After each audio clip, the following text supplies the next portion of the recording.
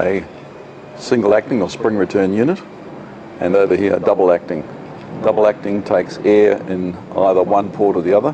This is an Namur interface port on these units. With the double acting we can put a Namur solenoid directly onto there, or we can use a standalone solenoid and run the two air lines to either side.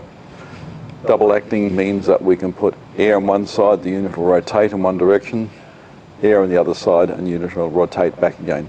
Remove the air and the actuator stays in a position. Single acting or spring return means that the air signal goes on one side, the actuator rotates, and when you remove that signal, the actuator is sprung back to its original position. It can be piped up either normally closed or normally open, or assembled normally closed and normally open. We recommend to use a double solenoid on that, or a single solenoid that has a double entry. We put air in both ends. Even though the air is going into the spring end, it's better than sucking the air in from the outside.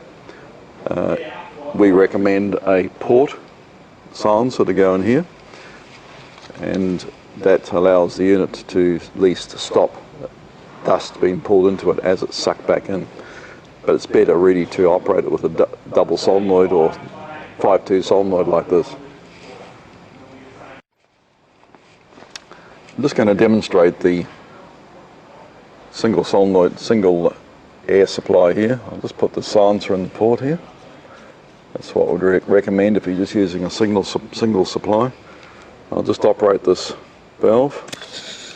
The actuator opens. If I bend the line, the actuator is sprung closed. So it's a sprung closed or spring return actuator. Either springer valve closed or springer valve open.